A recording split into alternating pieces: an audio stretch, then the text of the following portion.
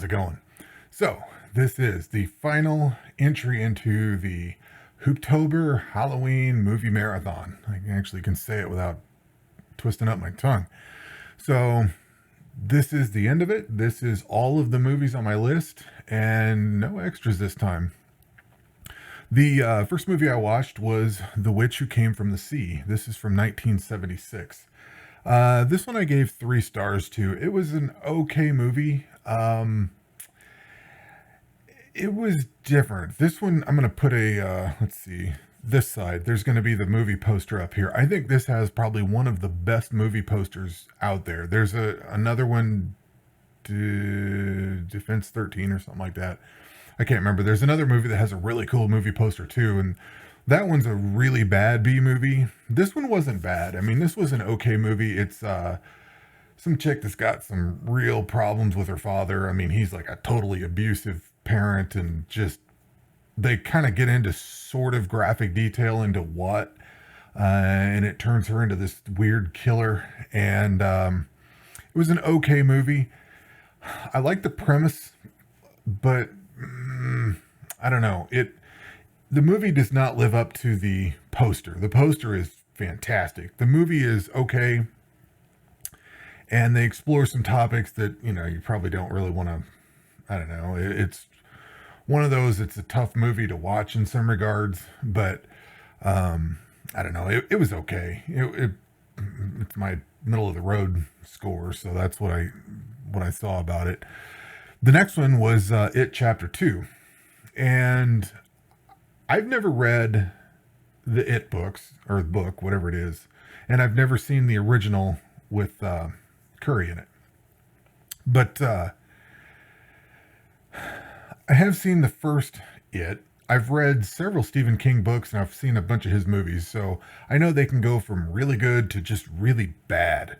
Like Dreamcatcher started off great and then ended horribly. They completely butchered the ending to it. Needful Things was okay, but wasn't anywhere near what the book was. And I've read the book of Needful Things. I've read Dreamcatcher. I've read The Stand, and I've seen the miniseries. I love the miniseries. I thought that was really well done compared to the book. So what I'm kind of driving at is when you see some of King's movies based on his books or novels or whatever, they don't always match up. And because I haven't read this, I don't know how far off things were. But this seemed like it was pretty close to the book. I mean, it seems like the movies have, people don't like them for whatever reason, which I don't really understand. I don't know how far they deviate or how much they deviate, but I'm fine with what the movies were. They seem like good adaptations of King material.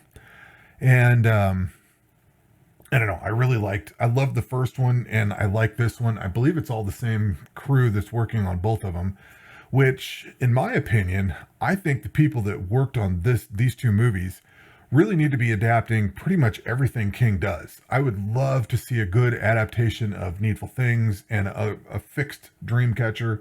Make Dreamcatcher right. Don't do what was done with it. That was terrible. That was stupid.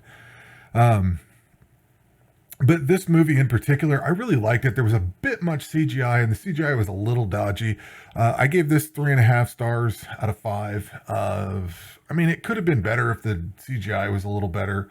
I thought the cast was good. I really like how the cast looked like the kids from the first one.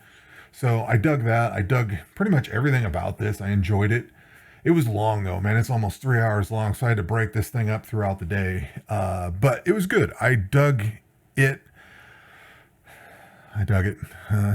Get it? Yeah. Anyway, I loved some of the CGI at the end too. Some of the things they were doing with the clown hands and everything, and what they turned him into. I don't know what he was in the end of the original movie, but it sounds like this is what it was, sort of the same thing.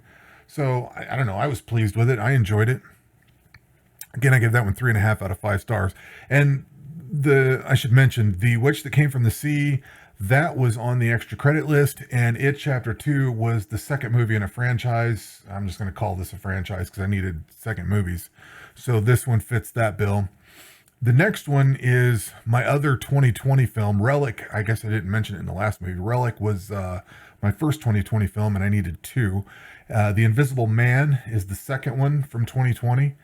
So that completed my list. And this movie was fantastic.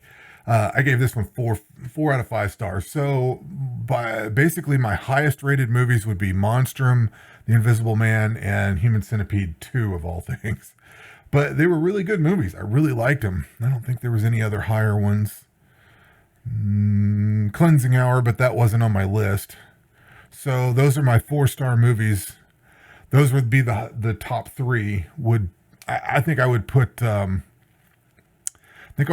Invisible Man first. Honestly, I think I'd put Invisible Man first as my favorite movie of this whole marathon, off my list anyway. Monstrum, I don't know, man. I think I'd honestly put Human Centipede as my number 2 and Monstrum as the number 3. Those were my highest rated movies, and those were, I think, the best movies that I've watched this month. Aside from, oh God, what was that one here? Oh, what did I do with that? It's my other 4-star. The Cleansing Hour. I've edited some of that out. But the Cleansing Hour is probably, man, I don't know. I don't know how I would rate these. It's an interesting quandary, though, because I really like the Cleansing Hour. I really like the Invisible Man. Monstrum was cool, but I would say it's definitely the least of them. That second Human Centipede was so good, though. And I don't mean good as in, like, I want to watch it again. I mean good as in a very good quality film, and I really believe it deserves the 4 stars that I gave it. So I still think it'd be number 2 on my list. I just don't know what I would do with Cleansing Hour and The Invisible Man. At any rate, I'm rambling on. We're talking The Invisible Man. If you haven't seen this movie, this is from this year. That was the one that I needed, the second one I needed from this year. This is a fantastic movie. I love how they took the original Invisible Man idea and formulated it for the modern day. And it's not necessarily made from potions and whatever. The Invisible Man is kind of a cool thing. The way I liked it. I thought they did a really nice job of making him there.